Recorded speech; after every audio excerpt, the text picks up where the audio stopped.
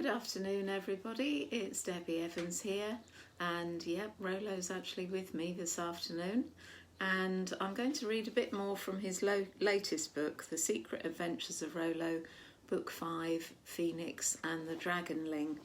And this is a chapter all about the blacksmith. Here goes. Using my jewel collar, I transformed into dragon mode, waved goodbye to my companions and flew at once to Bottlesford, carrying the length of string. I landed on the kitchen windowsill of the forge cottage and peered inside. There were Bick and Bellows curled up on the floor in front of the range.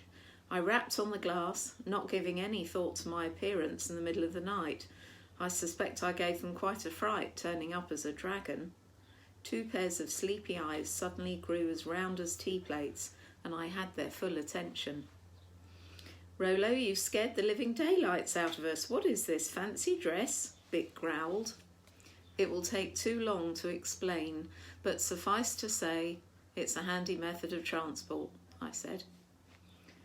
"Wait there," hissed Bellows, and in the shake of a lamb's tail both pets appeared in the cold night air through the rather large Labrador-sized cat flap. Silently we manoeuvred the sliding door of the forge open, and Bellows exclaimed, "It's freezing in here." Bick assured her we would soon get the fire going, and that would heat things up. But how? I glanced at the sleeping forge. The fire, which had burned busily all day, had been banked for the night and was covered with dust and clinker to shut down the heat. Just going to show you Chantal's picture so that you can see the forge. Bick warned us to mind the trip hazard of various anvils and presses. I was told that the pointy end of an anvil is called a bick. When I raised an eyebrow at the Labrador of the same name, Bellows told me that the dog had been born underneath an anvil. I wondered if the cat's name was something to do with wind, but didn't voice that thought. Bick shouted to Bellows to bring a shovel. The Labrador wielded a small rake and brush, and between them they cleared the spent coal from the barely warm fire. "We need a match," said Bick. A quick search of the workbench showed only an empty matchbox.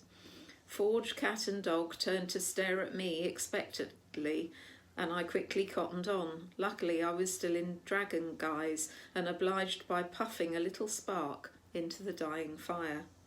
"Neatly done," said Bellows. I blushed under my scaly exterior and decided to stay in dragon mode, as I would need to fly back home at the end of our task. I didn't know I could actually breathe fire. "Rolo, bring some kindling," Bick barked the order, and I obligingly gathered some small pieces of firewood neatly stacked in a box away from the fire pit. Bellows leapt up to the side with great agility, as only a cat can, and waited for Bick's instruction to pull on the handle just within reach. I watched the Labrador put his face near the pit and softly and rhythmically blow the embers until the spark I provided caught the kindling. He gently placed more coal on the fire and then gave Bellows the signal to pull the handle and work her namesake. The purpose of the bellows was to draw the fire and help it gather heat and then maintain the right temperature. "Not too much or you'll put the fire out," warned Bick. The cat pumped the handle less vigorously, and I watched in fascination as the fire grew, flames licking around the new coal. "Shouldn't take long to get the heat in this lot," said Bick, talking about the coal already in the pit, as he knew the fire had not been long shut down. The blacksmith had been working late into the evening on a commission. I glanced around the neat forge, taking in the racks of all kinds of implements, bins of metal bars, and a black anvil on which lay a crossed hammer and tongs. Part-completed projects lay resting, waiting for the blacksmith to finish crafting her art and weaving her magic, bringing metal to life to her creative satisfaction. "Where does the name blacksmith come from?" I wondered out loud. "Well, that's easy," said Bellows. "Smith comes from the Teutonic Old German word smethian, meaning to forge or shape metal using hammer and heat. The metal used was usually iron, which was blackened by fire, hence blacksmith. Rolo, where's your measuring string? Ah, yes, right. Fetch me 3 long flat iron bars, over there. Bick pointed at a stack in the corner against the wall. He had decided the forge was now hot enough for the task in hand. No, not those, the wider ones, 4 inches by 1/4 of an inch. Luckily, I understood imperial measure, not just metric, unlike the floppy-haired boy. We laid the bars end to end on a clear area of floor, and amazingly they were roughly the same length as my string rule. That was a relief, as I wasn't sure my 4-legged blacksmith friends were up to resizing metal. As it was, I was intrigued to see how they were going to punch holes so we could bolt the tree support together, but I didn't like to ask in case they thought I lacked faith. Without so much as a backward glance, Bick picked up the first of the flat iron bars and selected a pair of tongs from the rack. He held the bar in the flame, keeping his eyes shielded with safety goggles. "Yellow hot," reminded Bello. "Don't burn the metal or you'll have to throw it away and start again." She'd also put on goggles to protect her eyes. Bick had his tongue between his teeth in concentration. When the end of the bar glowed red, he carried it to an anvil. I moved next to Bellows to see what happened next in the process. The cat selected a sharpened piece of metal called a punch and took it to the anvil. I noticed Bick was wearing a big, heavy leather apron and had put on a leather glove to steady the bar with his front paw. Bellows held the punch in place with tongs at the glowing end of the bar, and Bick shouted, "Ready?" and then brought the hammer down with a clean hit that indented a hole in the bar with a distinctive ringing sound of metal on metal. Back to the fire to repeat the heating process, he shouted, "Douse!" and Bello took the metal punch to the tray of water next to the fire and cooled it by dunking it before they started over again. So that's how you make a hole in metal, I thought to myself. I'd taken over the pumping of the handle to work the bellows, which were keeping the fire at just the right temperature. It occurred to me that I could probably just drag and breathe, but I didn't want to interrupt their working partnership and spoil the creative flow. "Quick, I must find the punched out piece," shouted Bellows as she jumped down and searched the floor for the knocked out hot circle of metal before it could ignite anything or burn our feet if we accidentally trod on it. I got the impression that these two were well versed in health and safety in the forge. This whole sequence was repeated quickly 5 more times until each of the 3 bars had a hole in either end. "How do we join the bars together?" I casually inquired, relieved of my bellowing duties by a nudge from Bick. It was rather hot by the fierce fire of the forge. Bellows nimbly sprang up on a workbench and selected 3 hand-forged iron bolts and showed them to me. "This you will have to construct in situ," as she tried the bolts for size in the newly made holes. They fitted perfectly. "Won't your mistress miss the bolts?" I asked, concerned she may have made them for a specific purpose. "Don't worry," Bick replied, "she has made plenty.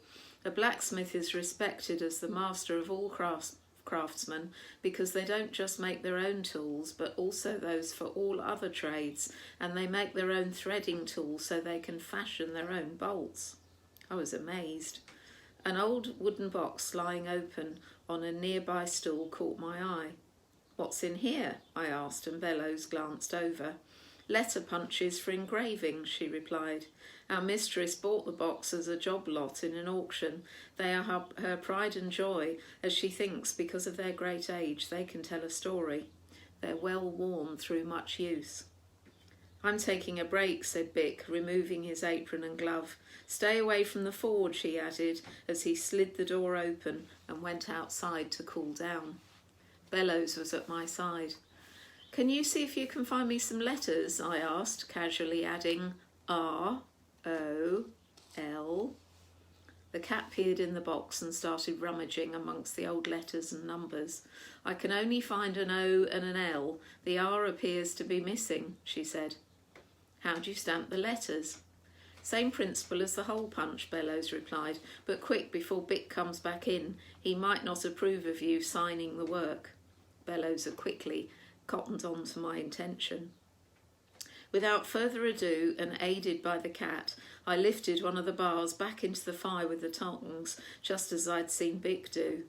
"Remember, yellow hot," whispered Bellows. I carefully carried the bar to the anvil, and she put on her goggles and picked up the letter L with tongs, and then lined it up in the middle of the bar, and I brought the hammer down firmly. A bit wobbly, but there was a distinctive imprint of a letter L. We did the same procedure with the O, placing one on either side of the L on one of those bars. The door slid open after the last ring of hammer on the metal. We jumped down guiltily and left the metal bar cooling with the letters OLO newly engraved. Bick didn't notice. "Right, you two, tidy up time," he barked. "Rolo, put the 3 bars and 3 bolts by the door, and then Bellows, you bank the fire. I'll sweep the scale with my tail, and Rolo, you tidy the tools away. Everything must be just as we found it." "What is scale?" I asked, thinking of my dragon scales as I set to the task, gathering up tongs and hammer in my mouth and front claws. "Excess metal, the small specks that have flown off," said Bellows. "They could still be hot and start a fire, or they might stick in our paws and burn us."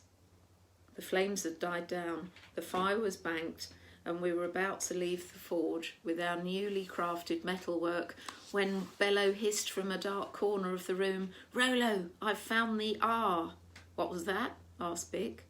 "I was just saying I've found the missing letter R from the box of alphabet stamps," Bello replied truthfully. It was a shame not to finish the job, but there was no time to do anything about it now.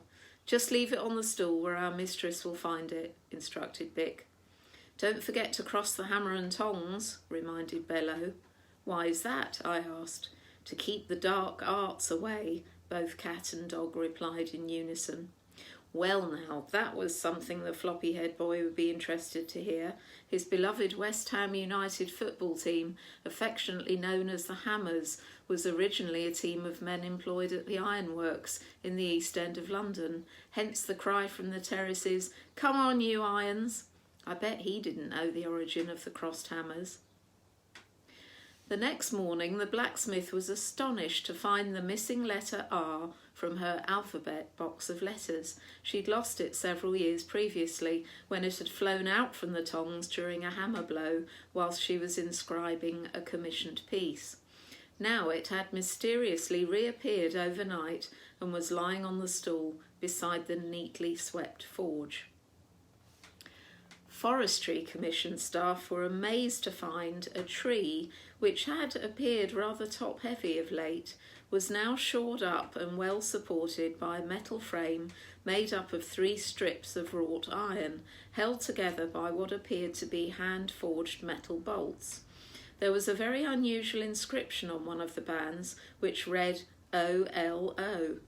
Historians speculated that O might be a Roman numeral previously unknown, and that this was some kind of date, possibly indicating the age of the tree.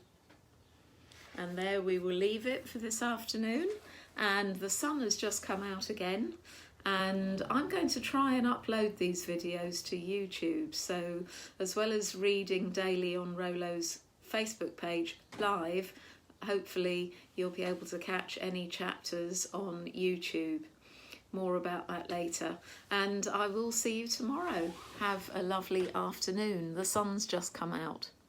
Bye.